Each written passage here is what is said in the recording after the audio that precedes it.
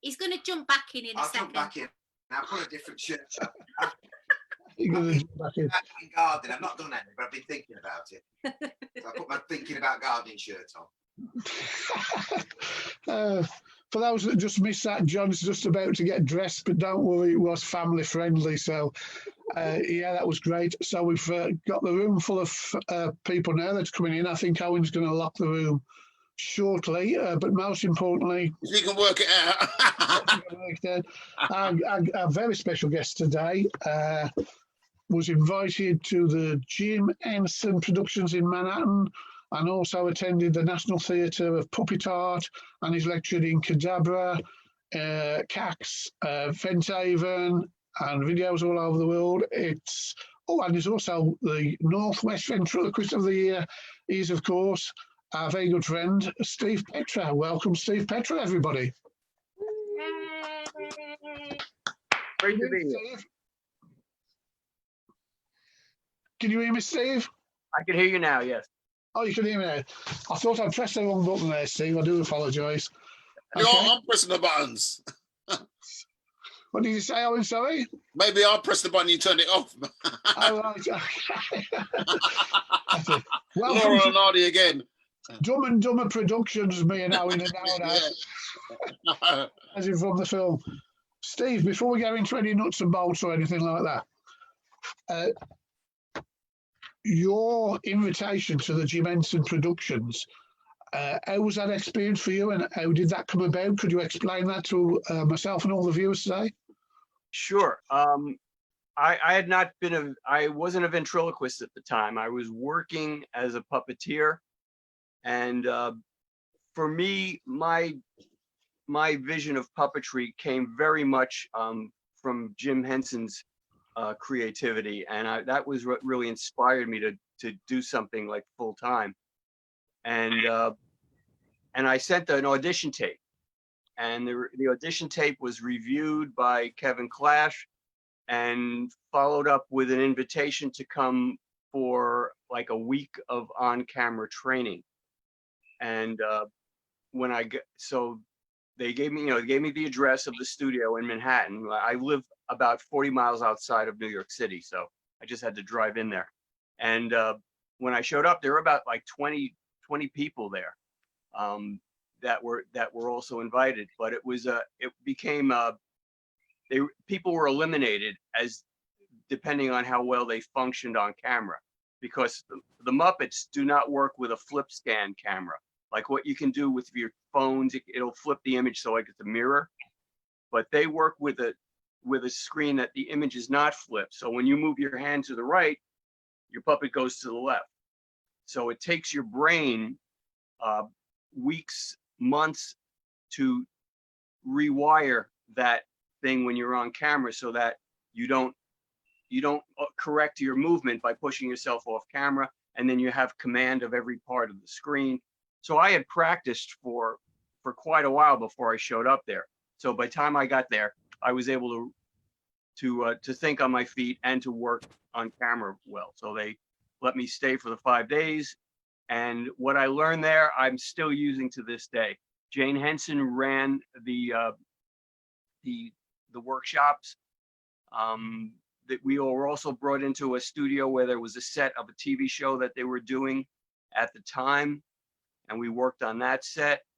And then after those 5 days, I was then asked back for voice training with Jerry Nelson, who died a few years back, but he was probably, Jim Henson considered him to be their most prolific voice artist. He did a lot of the songs for Sesame Street, all the announcer characters. He was the Count, millions of characters on the Muppet Show, because of his vocal versatility. So spending 3 hours learning from him with only a handful of other people in the room, if that was another really powerhouse of instruction that really added to my foundation. That was a very important part of your career move, did you think?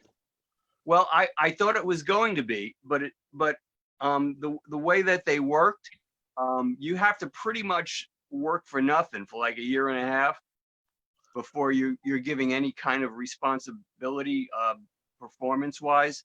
And I was already a grown up with a house. So I wasn't going to be working for nothing. So that coming out of there is when I really felt that I needed to start my own performance company.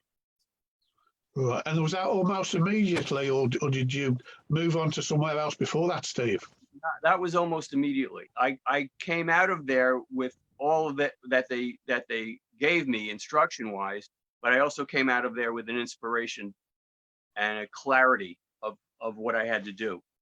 You know, the ventriloquism came later, but that was when I knew I had to go gung ho and really get all the parts built and in motion so I can have a puppetry business, because I'm kind of an obsessive personality. So when I get interested in something, it's usually to the exclusion of everything else.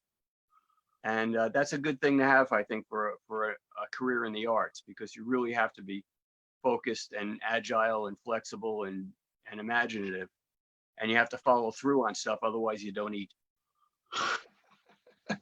I think we're all experiencing that a little bit, not quite to the extent of not having anything to eat, but this lockdown's definitely having a effect on our budget on different things. So just quickly as well about the National Puppet Theatre, how did that influence you? Oh, that was early on. In fact, that led to me being known by people in the Jim Henson organization because of people I met there. But what happened was I had, when I started becoming obsessed with puppetry, because I was working as a musician before that, I went to the libraries, and as many libraries as I can find that had puppetry books in my area, and I took out every single puppetry book. I have a small cottage on Long Island outside of New York, and my living room was like piles of puppetry books that I had taken out from like a dozen different libraries. So I just like studied. And in the course of that, I discovered Carol's book. And I said, this is really different than a lot of the other things. This is actually a method. This is like a language. And so I started practicing with the exercises and with a little hand puppet that I had bought. I hadn't worked at all. I hadn't built much stuff. So, and then we had a thing called the Yellow Pages where people used to advertise. I mean, with the internet, you know, that it's gone out of business. But I just happened to be looking to see if there's any puppetry stuff that I could drive to in New York City or the vicinity. And I found her name. She lived like 10 miles from me. I had no idea. So I called her up and she agreed to take me on as a student under the with the condition that I forget what I think I know. Those were her words. Okay. What was the book called, Steve? I know you do know it, but when I spoke to you the other day, you had the book in front of you. Yeah, tell everybody the name of the book, because it's an invaluable book. I don't have it down here. I have it upstairs. It's Making Puppets Come Alive. I might have it. Hold on. No, it would be too boring to watch you go try to find it. Making Puppets Come Alive by Carol Fijan, Fijan, and Larry Engler. Larry was a student of hers, but he also helped with the photography and the demonstrations of the techniques, and he helped, you know, get the book written, and I believe he also helped get it published. So. Right. And what was the experience like within there with Carol's methods? It was improvisation from day one. What she did was, and she does this within the book. There was a puppet stage. Now with the hand puppets, it's different than, you know, you have a stage. It's like a proscenium, and there's also a playboard. So props can go on the playboard, and there was a scrim. So if you want to picture it, here's a puppeteer. There's a scrim curtain in front of you, which you can see through, but when it's lit, the audience can't see you. Right, I'm with you. You can see the audience and your puppets, and then you would operate your puppets like this. Playboard would be here, so you could do all your physical stuff, handle props, or even use the playboard for different things that the puppet could do. And then so you'd go behind the stage, but before you went behind there, the other students would watch. She would hand you a little card, and on the card was printed what the puppet was going to do. And the object was for the students, the rest of the students had to know what was on that card without you speaking, because you weren't, for these early performances, you were not allowed to use voice with puppet. You could only use, I was calling him Eugene in my lecture. And that was my next question. I'm glad you asked Eugene. There's no features, there's no clothes. So anything that the audience learns about the puppet, the attitude of the puppet, the age of the puppet, the energy of the puppet, the emotional condition of the puppet is all learned through movement. And it was, I loved it. It was really fun. I really dug into that part, and you're constantly improvising. You had to really think on your feet, and you had to start thinking as a character and start understanding how the audience perceived what you were doing. So she really taught theater. Okay. Do you think that had an influence on you with your own materials that you've released? I've got a few of your DVDs here, and if anybody hasn't got them, I would highly recommend them. But on watching the DVDs and looking them through, the word actually is probably wrong to watch the DVDs, because they're actually a resource that you go back to and go back to and back to. And there's theories in there on creating. The first one, Let's Get Visual, and there's so much on there to explain. And I'm not just saying that, there's people who've watching this who know that. And then Build a Show, and the lecture, and then the cave that goes on there. But the important part about your DVDs, and if you'll explain a little bit about them, that'd be great, is they're not just theories that somebody's plucked out of the air. They're actually tried and tested from years and years. I don't mean to put years on you by saying that, but years and years Okay. of performing, analysing, readapting, reperforming, and analysing. Can you explain that process to everybody to give some insight into that, Steve?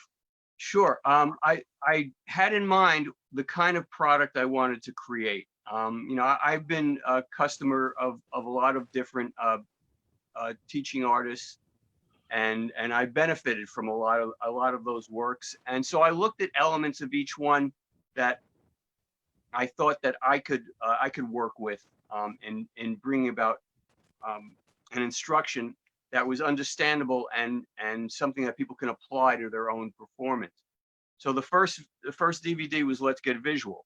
That whole visual element that I described about working, being taught by Carol, was really the foundation of that. So I don't teach ventriloquism. There are a lot of other places people can learn that. So what I do is I teach what I've learned to do well. I teach my style of doing physicality, using the physicality of puppets, creating conflict, not just with words but with actions, and then making it so it's a method, so that someone can not just imitate what I'm doing, but they can pick this up and apply this method and create their own performances. And I always included live footage of me doing that, because it was never an academic exercise for me. It was always, how can I explain and demonstrate this so it's clear and learnable, so that it has value. And so in essence, what I always try to create is a visual, like not quite an encyclopedia, but a visual learning tool, a textbook, a visual textbook. And to me, that's how I structure them. Now that I can do my own video editing, I can set them up so that they're visual textbooks. And then, like you said, you go back to it, and while I'm working on something else I wasn't working on 3 years ago, and then you'll see that there may be things there that you can apply. So it's an open, I like them to be open-ended tools. It's important that they have value to anybody who decides to buy my product. So it's a labor of love, but it's very specifically designed for the customer, for the artist who wants to draw from what I've done. What do you think affected your attention to detail, Steve? As in the attention to details there with everything you do, really, even on lectures that I've seen you myself do in Benthaven. Yeah, that can be a stumbling block. I sometimes, I have gone into situations where I had so much detail in my head. I had to learn to edit it before I got on the lecture stage. So that's been a learning process. Right. Okay. I'm On, kind of a on, detail freak, so I think sometimes we all think we are, but it's easy to overlook things. For me, anyway, without watching yourself again and analysing and being honest with yourself as well. And I think that's quite different. you know, you bring about being honest with yourself. It's my observation that you know, a lot of the circles that I run in, like puppeteers, there's a puppeteer community, there's a ventriloquist community, magicians that I know and work with, clowns, all of these, except for with the exception of the puppeteer, specifically the puppeteer community, all of these are undirected theatrical entities. And what I mean by that is there's no director. It's not so they can be well on the road of their career and really not have an accountability for the theatrical element of what they're doing. And with Carol, she was always a director. That was one of her real strong points. She was a director, so she gave you audience perspective in a way that you could understand and implement. And that's why it's important to have someone that can be honest with you, that has expertise and can communicate it, you know, without tearing you to pieces, hopefully. And because that's a really important part of improvement.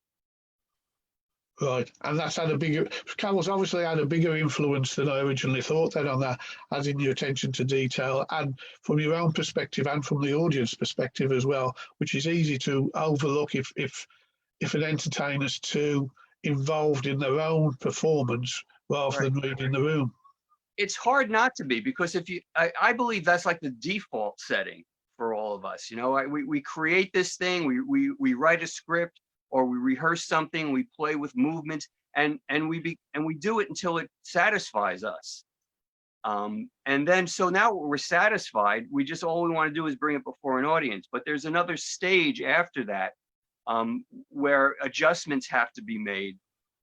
Sometimes small adjustments, sometimes adjustments that are a lot more profound. But those adjustments are so that the audience has a satisfaction in what we do. Right. Okay. That leads me on to something. I was very pleased when I said, "Would you discuss some of your?" I'm going to use the word theories, but they're not theories. They're actually guaranteed practices, and I called it a kind of a recipe, because to me it was like a recipe for success. Would you like to go into talking about that, Steve? Would you share that with us? That would be fantastic if you would. Sure, I like that concept. And on my Let's Get Visual DVDs, I took a bunch of techniques that I came up with on my own. I'm sure there were combinations and blends of other things that I had seen people do that I liked, but I called it the recipe for visual puppet gumbo, I believe it was at the time. And there were like 7 or 8 points, and you can work them sequentially. So I thought, well, that's a really good way to teach, because I appreciate that people like my performance, but if I'm selling people teaching materials, the teaching has got to be as good as the performance. So I think that really worked for someone to be able to disassemble their own work into elements. And then, with elements, then you have chemistry, because there's a periodic table of elements, and that's what chemistry is based on. So in essence, you're doing a creative chemistry. And so I'm trying to give you the tools to see those elements. And then once you see them, then you can throttle them back. I need more of this and that. And you're like mixing at a big soundboard. You're just creating your own style. You're understanding your audience better.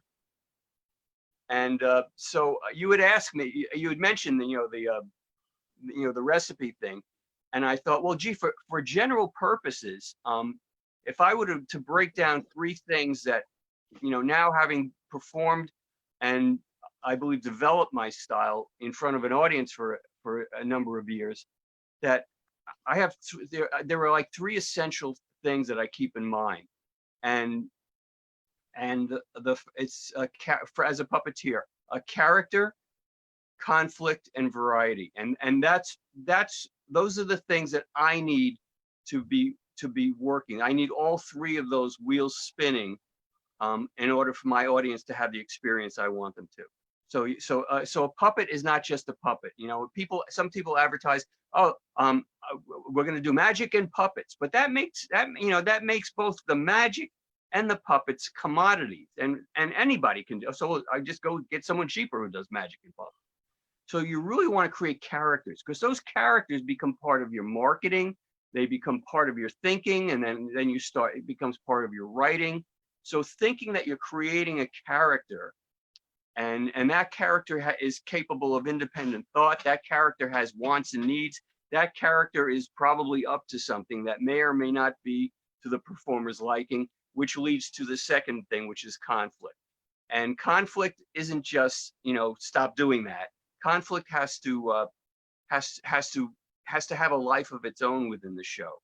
And that's why like callbacks and stuff work, because that's another way of contributing and extending the conflict over the course of a show, and it's not just a routine. So you create conflict in a routine, you come up with ideas. How can I extend that conflict? The puppet's still talking from the trunk. It can extend the conflict.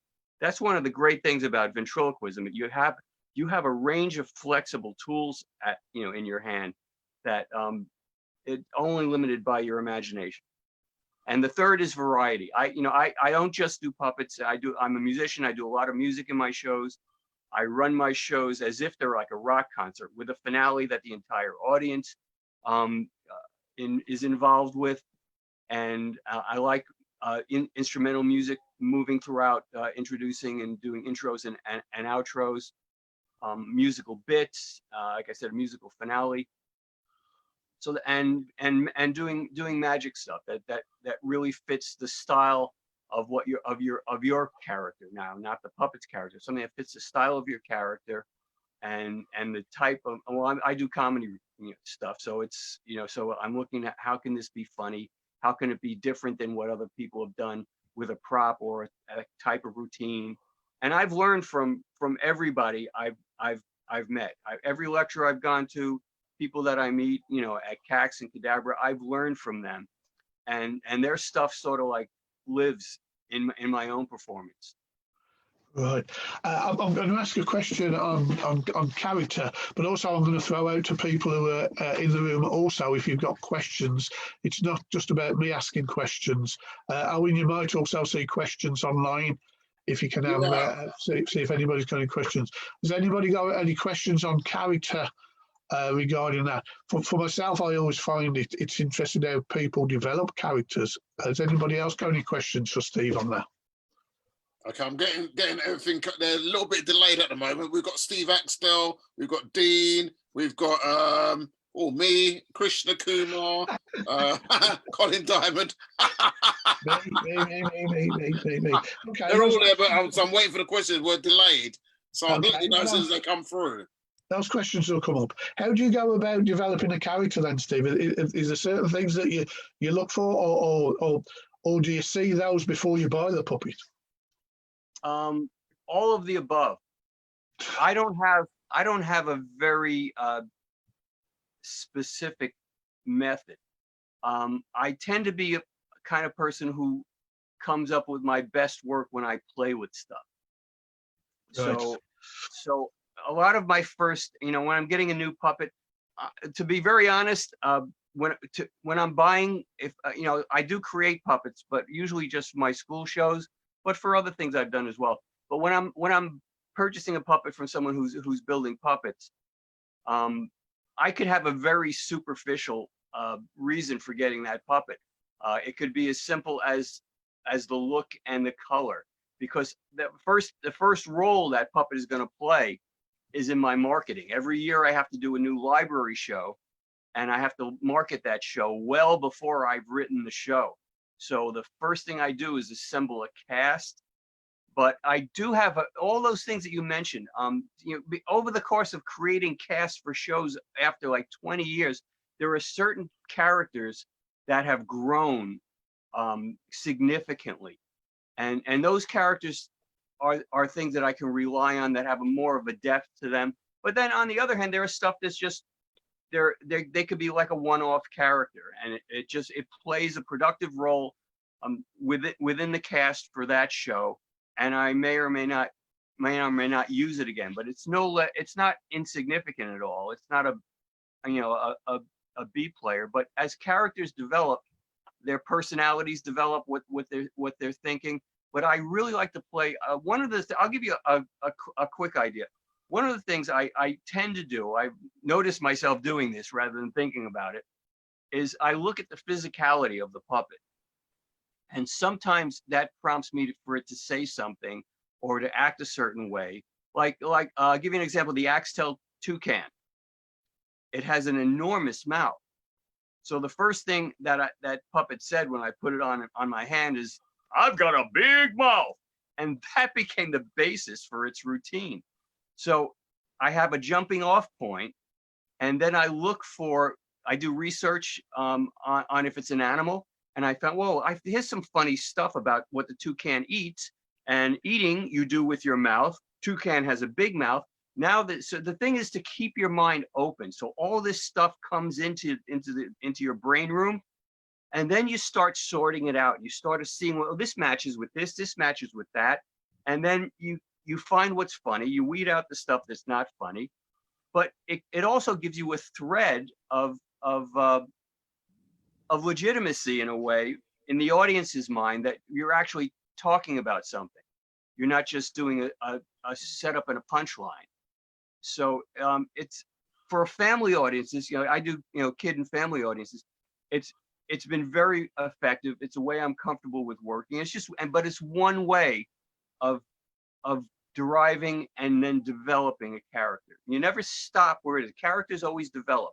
Conflict develops, humor develops, because if it doesn't develop, it's a one-off laugh. And you want that laugh to build. You want, the callbacks to be significant, unpredictable. And that's, it works the same way in building a character. You want something of significance in the character's motivation, and you want it to be displayed in how they react to you, or react to the audience, or react to a situation. So it's more situation than joke for me, but situations are very good for developing characters, because they tend, you can just take a joke from one character and put it on another character if you want to, but the situation is what helps define the character and makes that the humor that the character can convey unique. Okay, so we've got a few questions in now. Lovely. The first question is from Colin Diamond. He says, "Do you write backstories for all your characters?" No.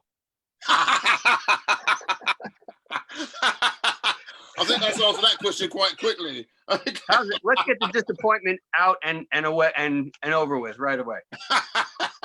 Okay, Dan Slater says, "In regards to a character or routine, what took the longest to develop?" Well, there are a number of examples for that. I'll give you like two. I have one of the first characters I developed. I wasn't working professionally, and I saw a catalog, and I saw an ant puppet. And as soon as I saw that ant puppet, a voice came out of my mouth, and there was a character. Now that usually doesn't happen, but so I bought that character and I worked with it, and I was a puppeteer on the stage. Me and my wife, we had two ants, Antoinette and Blanche. They had a show called Ask the Ants, where people would ask questions and the ants would come up with these crazy ways of explaining them. But that character is called Antoinette. And so when I became a ventriloquist, I decided, boy, that's a character that can carry over into the ventriloquial realm venues. But I have to have a different guy. I mean, I'm not hidden. So what can I do? So I'll show you the puppet that it's Pavlov made it, but I did some mods on it. But her character has really developed so that she can be a lead character in any show I want. And what I did was I'll give you a modification I did. That because the modification adds to the character. I cut out a piece of the body here, like a semicircle, so that it rests on my arm. My arm is going into the side of the puppet and up. It's not going up from the bottom. The reason for that is I can magnetize the feet, and I can get this move where she sticks her butt out, because ants have a huge abdomen, and that's so everything that she eats, that's where the cheesecake thing came from. It all came from Antoinette, probably my oldest character, and she's on my new virtual show. She's like what I call the alpha character in the virtual show. And so it's something that developed even in different kinds of stages. You know, it was in a puppet stage, and now it's a developed character that I use. And she's always when I watch the performance, if it looks like she's always thinking of something, regardless of what I'm doing, I feel satisfied that this is a real character. This character is thinking. It makes it unpredictable, but even more important than unpredictable is it makes it entertaining. Another thing I've developed, and we were talking about earlier, is where did I put him? I had the Eugene period. The Carol Fijan work puppet I used in a lecture, had him in a box. I came up with the idea of the box, and I like 3 days before I did the lecture, but I said, well, maybe people will be interested in how I think of movement. And even something as simple as Carol taught, you have finger movements, which is the head and the arms. You have wrist movements, which would be the waist, and arm movements are the bigger movements for the puppet. That also translates to puppets that are like an Axtell puppet, but it becomes like, you know, the fingers are the facial movements, the wrist is now the neck, and the arm is like the spine and the body. So while developing characters, concepts start developing that play through my work as well. So what I did with Eugene from a lecture is now Eric the Sheep, who produces my virtual show, with horrifying results, which ends up being funny. So development can come in all sorts of ways, but you always have to keep your mind open that you're going to be developing stuff. You know, you never just like rest. There's always Disney had this thing of plussing. You know, guys would come up with phenomenal ideas, and he would go, plus that, add something to it. What can you add to it?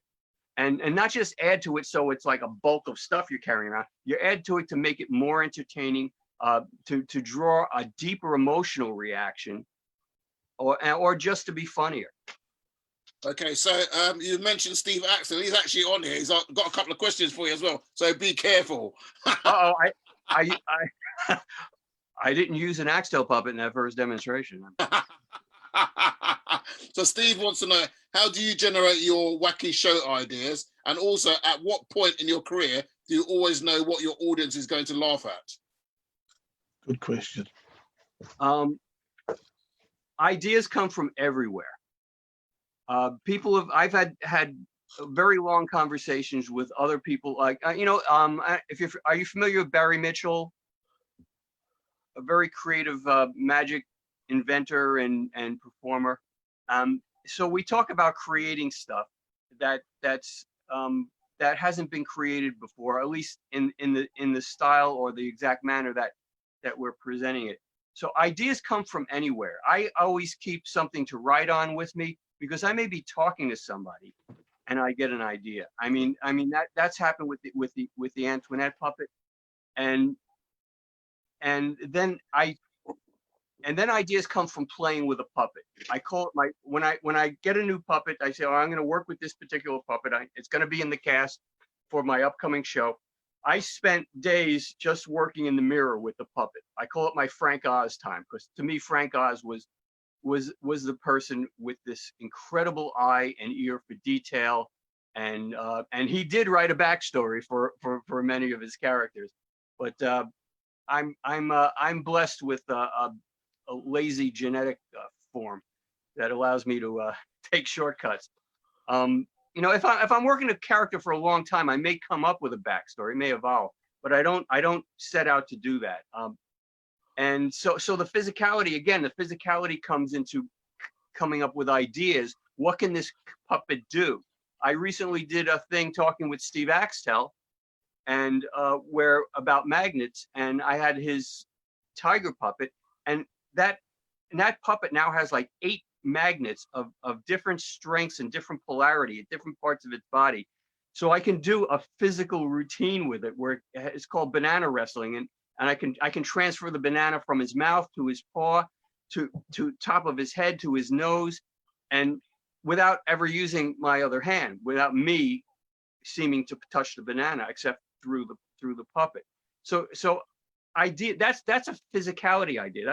That's an idea that becomes funny because of the sequence of physical events that happen.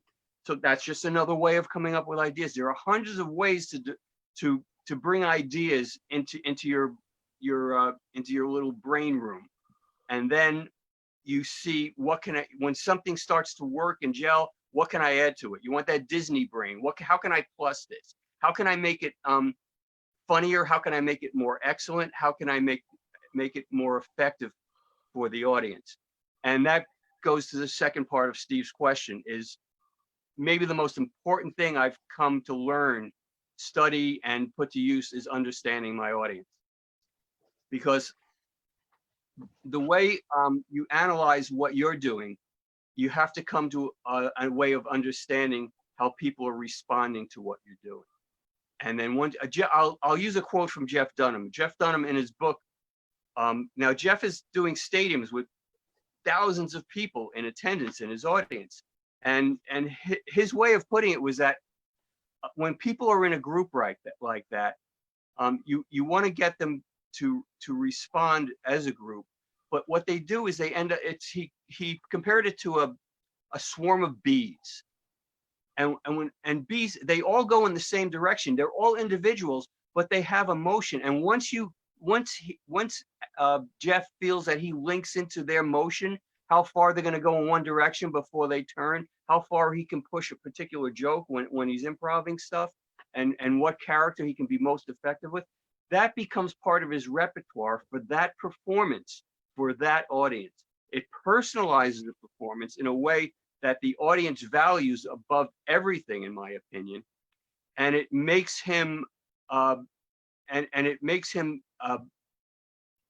entertainer that they want more of.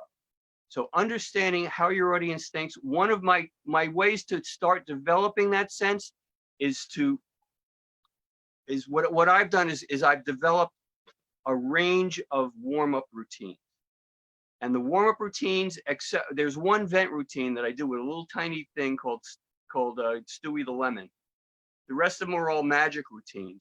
But these magic routines don't just introduce me to the audience. It introduces the audience to the world that I'm now inviting them into. I want to get them out of their world into my world. In doing that, they then start to speak the language of your brain. They start to respond. Then you give them a role to play. You also, having a warm-up routine and where they participate is an opportunity for them to be participants at a very significant level in what's going on, even feeling to the point where they have influence on the outcome. So it's not just knowing the audience, it's knowing how to make them part of the orchestra, and you conduct them like they're the horn section or the percussion section. Well, is that too much? that was also, I think we're still listening on that one. Any more questions on that one, Owen? No, I was going to say, do you want to shout out to everyone who's watching live that they can ask more questions? So maybe some people just joined. Yeah. Paul or anybody? Owen, yourself? Myself, well, I mean, I've had the pleasure of working with Mr. Henson, well, not Henson himself, but some strange lady gave me a business card. And I didn't have a clue who she was. So I actually told one better, so some old lady gave me a business card. I don't know who she is. And they said, it's Jim Henson. I said, oh my God, it is Jim Henson Productions. And that was my claim to the Muppet people. I actually did a show for them at a Christmas party. I still, I mean, I was just an amateur, and it was so crap. Then people were walking past me. I was standing there with my puppet just going like this, and no one paid attention to me at all. I have to say, the only thing worse than people walking out is people walking past you. Yeah, honestly, they had arcades, they had roulette tables, and they weren't standing in the middle and performing. These people, and they're just going straight past me. I was like, seriously? Yeah. That was At just least when they walk out, you can get on with life. But if they're just walking past you, I mean, that's devastating. Yeah, true, very true. On the next part then, Steve, on the conflict, when you're developing conflict with the character or different characters, how do you look at that, and how do you develop a conflict that's suitable for the audience? Well, I think over the course, I know what the audience wants to see. I create a show that I want to see. When I was a kid, I'm aging myself here, and I would watch the Ed Sullivan Show with my parents. I had to sit through like 30, 40, sometimes 50 minutes of dancing bears and spinning plates and Broadway singers to see something I liked. And I vowed at that time, at 5 years old, I vowed to myself, if I ever become a performer, I'm going to make the whole show full of stuff I like. So now that's what I do. That kid is still alive in me, and that's the instinct part of what I do. Now, your instincts can not always, turn out for the audience, but the more you perform and the more attuned you stay to what you're doing right, what you're doing wrong, I think your instincts improve. I don't remember what the question was. I was that busy listening to you, I forgot myself. No, it was about the conflict, creating conflict, and how it's a relative, or even the boundaries to an audience, maybe. Well, there are boundaries. There's a point where I've said things with a puppet that were just a shade too nasty. Right. And you're not going to get a profound response that's going to tell you that was a wrong step. But as your instincts develop, you'll recognize emotionally, or in some sense that we have as artists, that that it wasn't the right reaction. So there are boundaries. You have to discover what they are, because part of conflict having a theatrical value and being entertaining and is it being unexpected. I'll give you an example that's, instead of like a well-developed character like Antoinette and like Eric the Sheep, is very well. He's just a master of conflict. It's like he stays up all night. What can I do to create conflict for Steve? But people, a lot of events will use an object puppet, and it's typically thought of as a secondary character, it's literally called a novelty character sometimes. But I like to give an object puppet a more substantial role in my show, and I use different object puppets in a lot of different shows. I'm delighted that Steve Axtell has an entire category of object puppets, and because I look to how can I make a conflict, and the way I create conflict with them could probably work with any character, is I look for something that is like way overboard.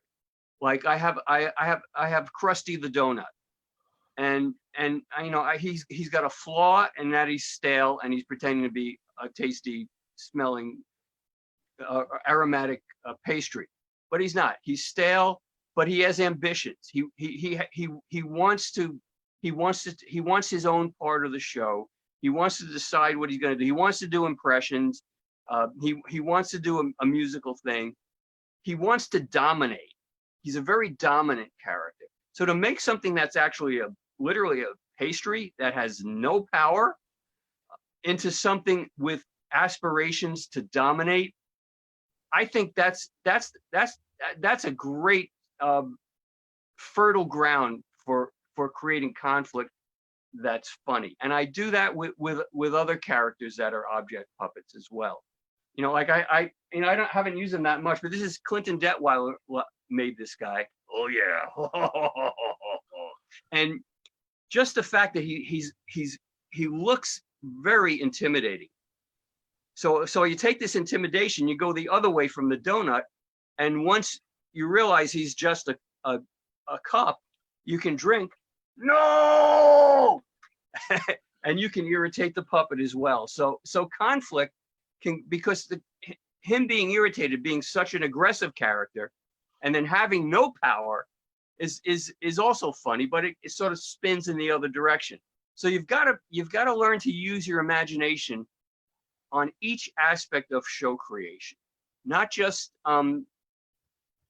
there's like someone came asked me, you know, what are your elements of applying creativity and completing a project, and there are three. It's like just like there were three to the creature, the character, the conflict, and the variety.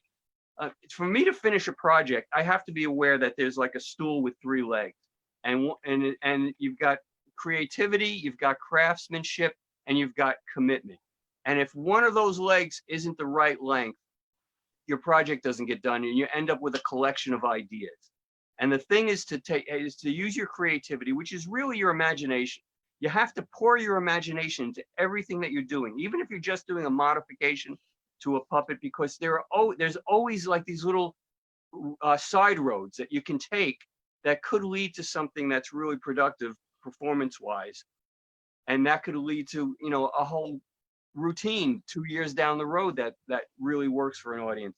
And so you've got creativity, you got your craftsmanship. You have to be good at crafting your lines. You have to be good at crafting what you're writing. You have to be good at your voice craft, your puppetry craft. All that stuff has to be there.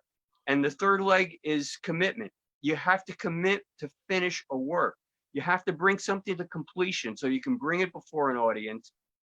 And if, you know, with like a DVD, well, they get the completed product. Well, if you're going for a performance, that's the audience is your like your focus group. So they become part of your completion project. So I always look at, boy, I have so many ideas. How do I have to keep myself from chasing the new idea, the new shiny idea, because that's my inclination. So that's my way of reining in these different wheels that spin in my head and actually doing something so that I have a performance, I have a routine, I have a teaching tool. The thing is, if you don't finish anything, it remains an idea. Yeah, that's a very interesting point, that ending point on there. Just becomes an idea. But the other important thing,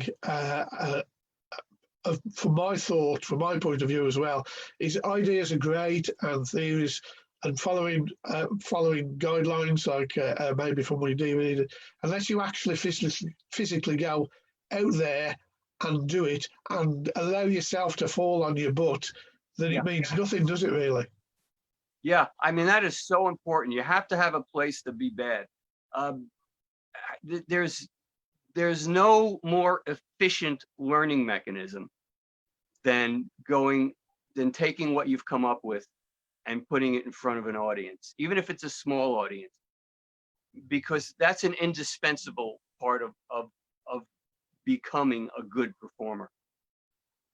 Okay, I've got a question from Kevin Criswell, sorry. Are all your shows themed reading, spy, underwater show, etc., or do you have some that are just a show without themes?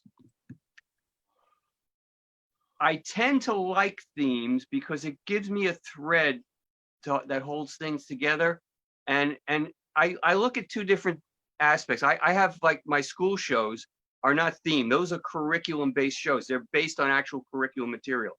I have a biology show, I have a language arts program, a literacy show, and I have a money and math show.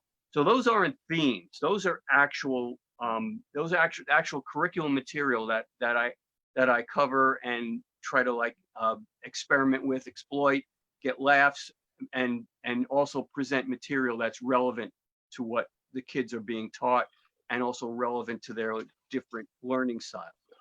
But library shows, for me, other performers do more about books and reading, and I just feel that my shows have to be funny, and that's what my clients want. That's why I get hired back.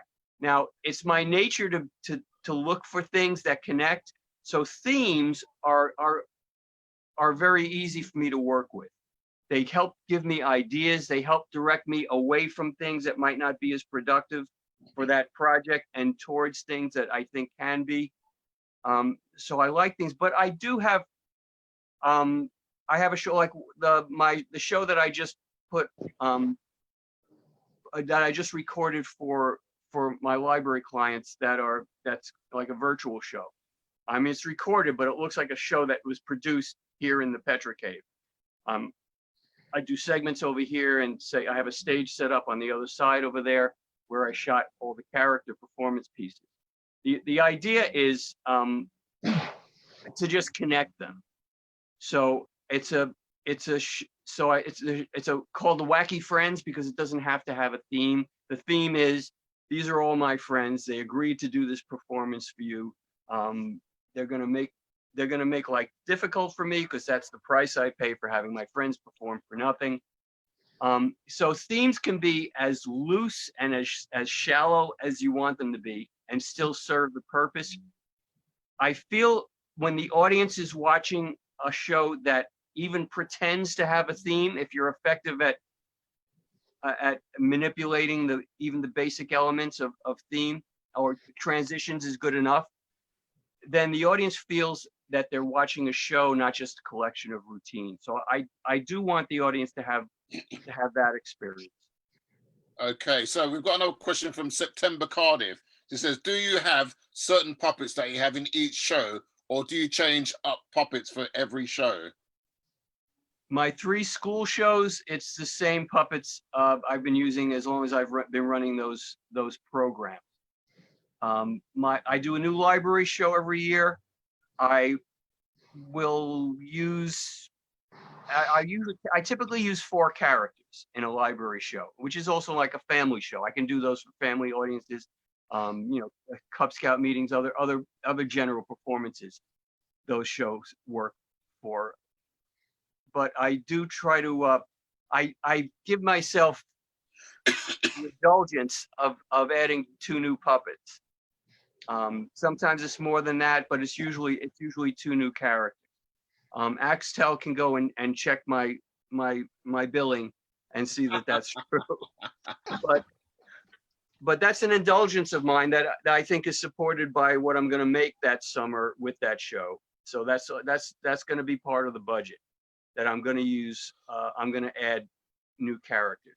But I have to say something. I was September it was, right, that asked this. Yeah, I think September. She does really great characters, really imaginative ideas, and you know, so one of the things that Bea and I have to produce so much material. I mean, a new show every year that's like an hour of material that's a lot to produce and have it really be good pretty much from when you launch it. So one thing that I've done, being I'm using so many characters as a puppeteer, it's a different mindset than as a ventriloquist. Ventriloquists have a very linear, in my this is my opinion, have a linear creative process. And by that, what I mean is they look at some puppets, but then they start writing. I'll write something for this. I like that puppet. It sort of resonates with me. It speaks to me is the language we often use. And they'll start writing for it. And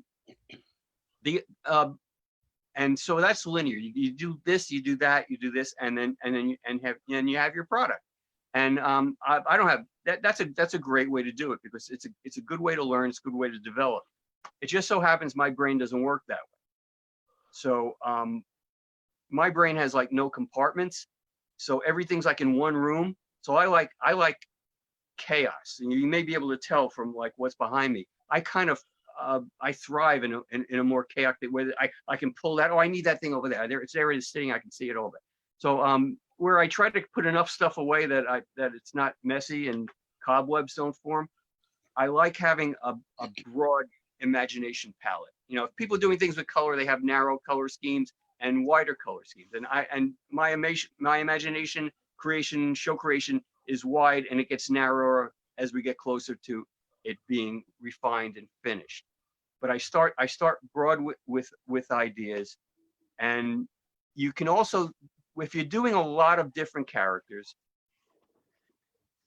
you're going to be, instead of thinking of it as repeating yourself, I think of using archetypes. Archetypes is something that writers use. You just look up on Google, you'll get a list of archetypes that are used for cartoons, for movies, for novels, and they're categories of personalities and characters.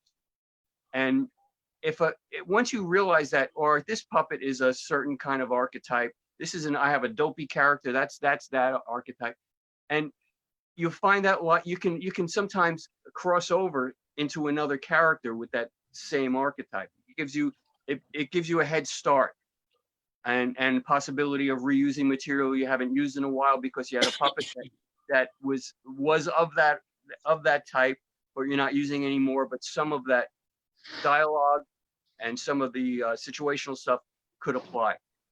So you use everything that comes before you use, because if you're working full time, you've got to be productive, and it's not just a matter of churning it out, it's a matter of making it good too.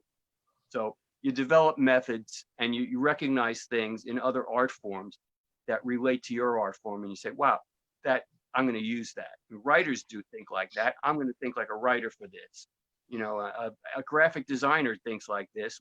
I'm going to think like a graphic designer for this element of what I'm doing. So it's good to draw from other art forms, and it's okay to pull material. Sometimes characters come and go in your material, and it doesn't mean that there isn't something there that you can still mine for another character that would be successful with an audience. Okay, so I'd like to make a complaint about something as well, Steve. It's a serious My long complaint. answers? Yeah, we don't take briberies on this show here, because someone called Lee Andrews, obviously you know him, he says, more of a fact, Steve Petra is one of the most brilliant children entertainers I've had the pleasure of knowing and learn from. He's certainly he's brilliantly funny mind who is always willing to share with colleagues. Thanks, Steve, for all you do. Thank you, Lee. It's a pleasure to know you. Lee, check is in the mail, I believe, is the phrase. That was funny, Steve. The last question I've got, and other people might have some more questions.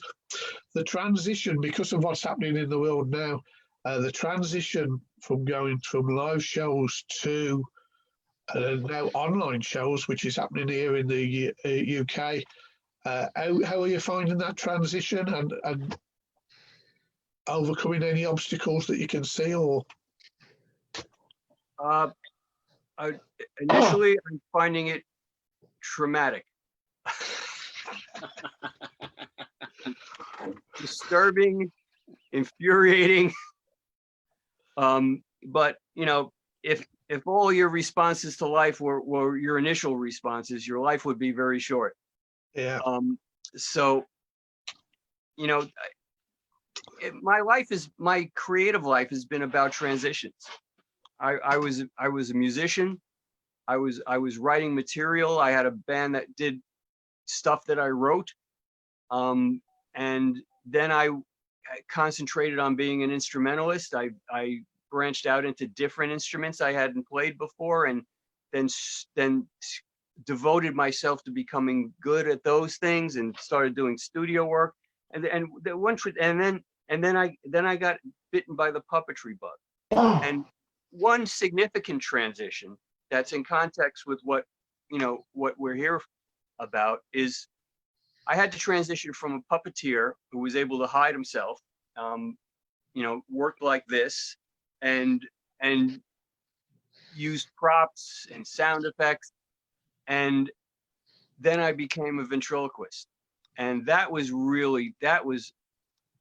my resistance to that was monumental. It was my wife's idea, probably so she didn't have to work behind the stage anymore.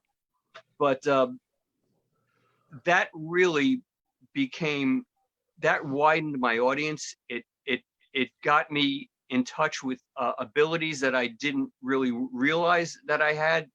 It enabled me to do something. It enabled all those things from my past, all those transitions and accomplishments and in different art forms, all of a sudden came back into the room, and they all had a role to play. And I have to say, Mark Wade's book, it was affected my transition from puppetry to ventriloquism. That was really what enabled me to have a plan and a format. And then from there, I came up with my own way of doing. I guess I'm a deviator. You know, humanity doesn't make progress unless it deviates from what it's already doing. So it's my nature to be a deviator, but there are people who are tried and true, and I value them as much as someone like myself. I think we need all of each other for the vitality of the art form. And in fact, Mark even invited me to lecture with him one year at Van Haven, which I was honored to do. So transitions are difficult by nature. We should come up with a new word that is more ominous than transition, because there's a certain trauma to them. But when I got past the trauma of having to do something on video, I realized, well, that's what I wanted to do when I became a puppeteer. I wanted to work on television. So the transition had to be specific. What am I doing that I can do on camera, and what's going to take the place of the audience?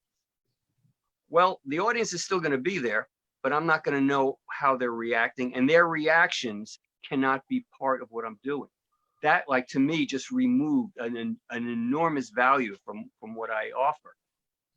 And I went back to TV performances that I really liked, and there's a show that used to be on here called Beekman's World. Paul Zaloom, who just happened to be a puppeteer, was this crazy scientist with like Eiffel Tower hair, and he would play to the camera in all these amazing and interesting and unexpected ways. He would really use the camera. You go back to people like Ernie Kovacs, they created work for the new medium of television.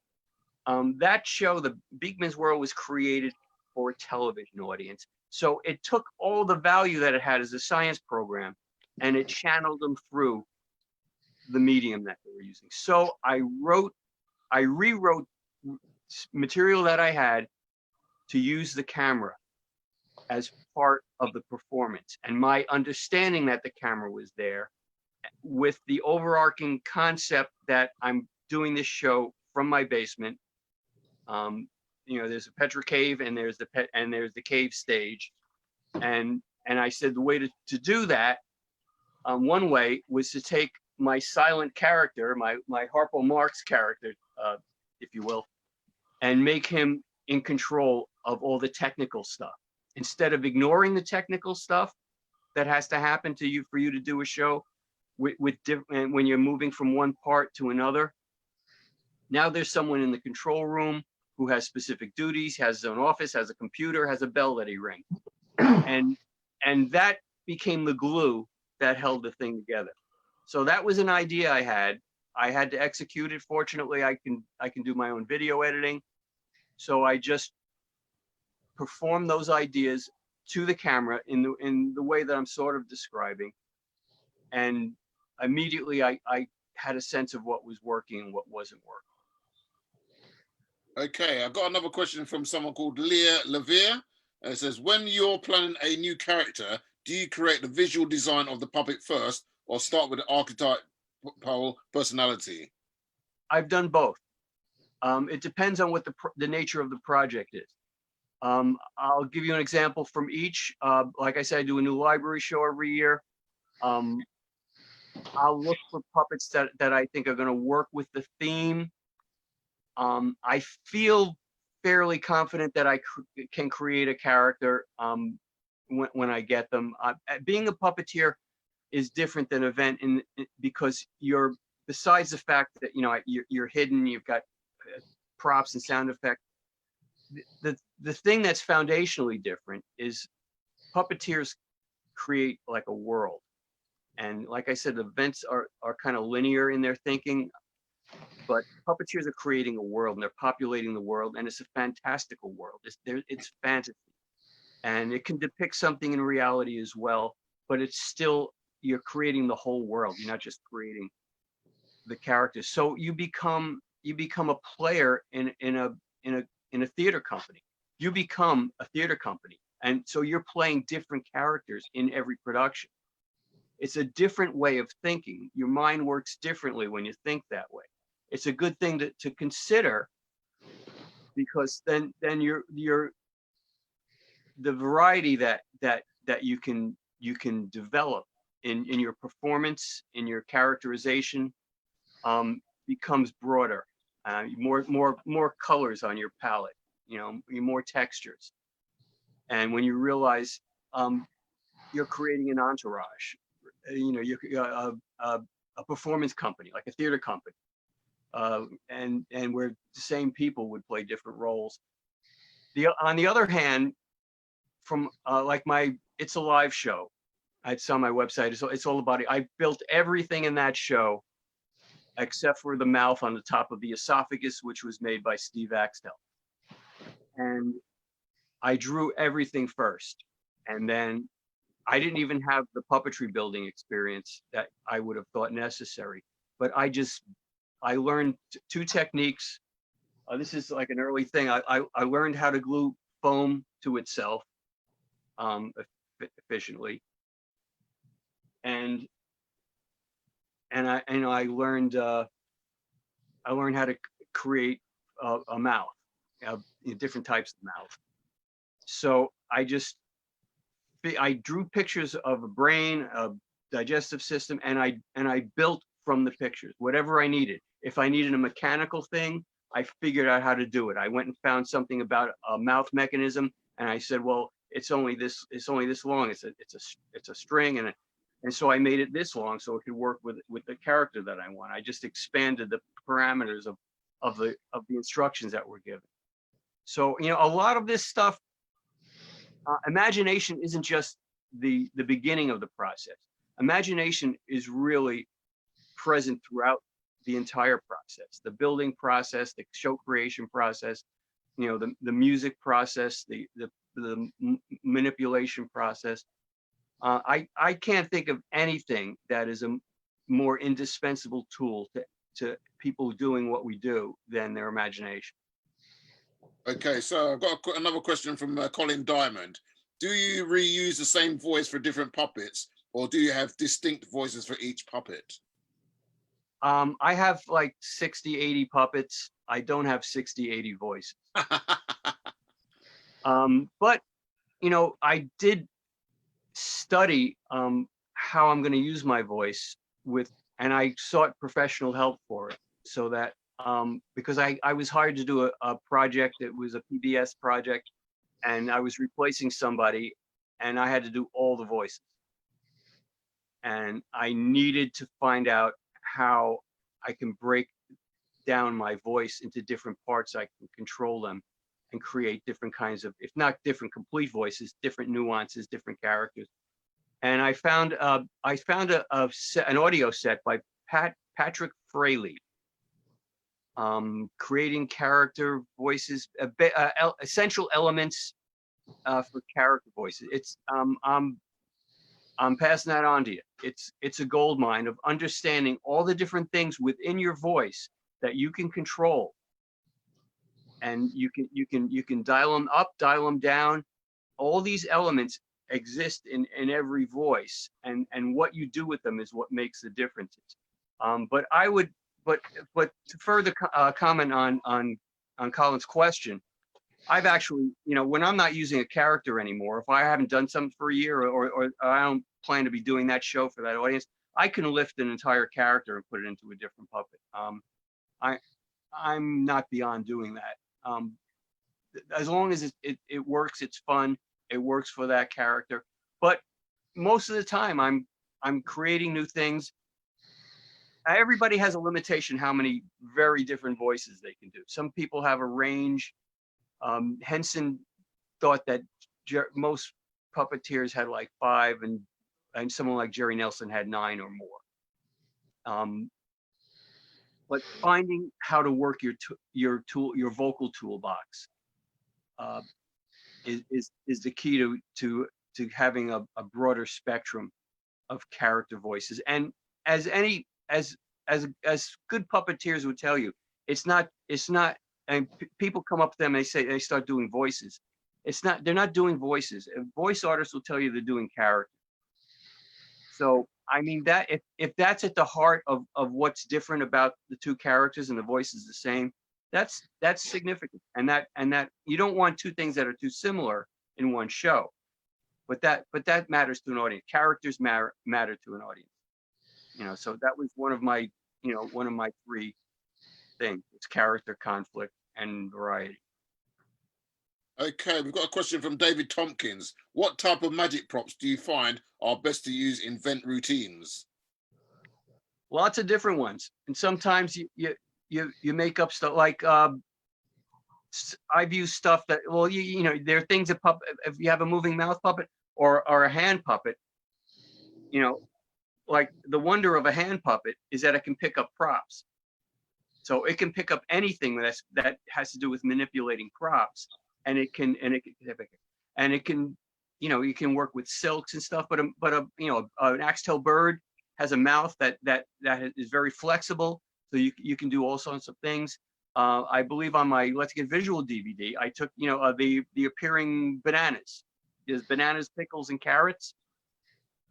I rigged the inside of the puppet's mouth so the bananas would constantly appear out of the mouth. I'd take the banana, put it in the thing. I'd have this funny music playing, and every time it opened its mouth, it would do like a hiccup noise, and the banana would appear, and it was just continuous bananas from mouth. Sponge balls work the same way. Sponge eggs, I've worked with with the Axtell Dragon. I believe might be on the same DVD. And that's, I look for something that works more naturally. The sponge balls is entertaining, and you could do something figure way that makes it interesting and connected. But a dragon lays eggs, and I thought, that was his son. The egg was his son. He wasn't hatched yet, and the eggs kept producing out of his mouth. So there was a connection there. It doesn't have to be a profound connection, just enough of a connection that you pull the audience out of their world into yours. And then you figure out what angles do you need to perform at very specifically, so that it looks like the magic is happening as if you were doing it as the magician with both of your hands. Silks, I've used different props just to be funny, but there are probably other magic things I've done on the DVDs. I'm not remembering offhand what all of them are, but things that appear, things that can be picked up easily with a puppet. Silks, things that involve sticks, or even an appearing pole. You find a magic prop that you like, and you play with it with a puppet, and you discover something you can do with it. It may not be what it was designed to do. It probably won't be what it's designed to do. But if it works for you, it's something you just came up with. Nobody's doing it, and it works. What else matters? Okay, so I'm going to pass you back to Ian. We've got no more questions at the moment. Okay. Thank you for that, Steve. Steve, at the beginning, I think everybody was expecting something a bit special today. I was so myself. I've disappointed them, is what you're saying. Far from it. In fact, can't thank you enough, because I think everybody will agree that from the point of their expectation, you've gone far, far, far further than anybody could expect of your experience that you've shared today, and we really appreciate that, Steve. We really do. My pleasure. I really I like to encourage people to use other parts of their life. You know, nobody was born a magician or a puppeteer or a ventriloquist. And, you know, the audience has a regular life, and you've had one until you decided this was going to be your profession. And those things matter. Those experiences matter. Those things that moved you or made you laugh, you know, bothered you, irritated you, encouraged you. Those things are all in play. Take them, use them. They're sitting there. They're low-hanging fruit. And I like to encourage artists to be artists, because art is not just repeating what you've done before. You know, Jerry Seinfeld was asked, well, how do you follow up something like the Seinfeld show? He says, well, you try to avoid being a jerk and you remain an artist, and don't be a star. If you remain an artist, then your drive is to create, and you're creating something for an audience. So if I'm going to leave you with anything, it's that all that stuff that you're working on is really a gift that you're making for your audience, and they sense that this is yours. I'm giving this to you. You take it, you go home with it, and it's not mine anymore. And an audience knows how to accept that gift, and it works to your favor as a career. It works to your favor. It's to your credit as a person, and it's very gratifying. Yeah. Well, we're very grateful for today, that's for sure. I'm going to stop the stream now, Steve, but stay in the room, because you haven't had a drink in the last hour and 20 minutes, so you're probably ready for the champagne we're going to get out in a moment. So I'm just going to stop the stream. Whoa, don't stop it yet. I mean, I just want to say thanks from all the people online who've actually said, excellent, Steve, well done, thank you very much. Thank you all involved for putting this together. Thanks, Steve, again from September, Cardiff. Kevin Crispell says, brilliant, thank you, Steve. I think everyone enjoyed it. Oh, yeah. It's definitely one where people are going to watch and watch and watch again and watch again. In fact, I've got it recorded. I think I might put it on a DVD and sell it for vast amounts of money, Steve. You do that. Everybody on Facebook Live, we're going to say goodbye, and thanks, Steve, again. Thanks very much.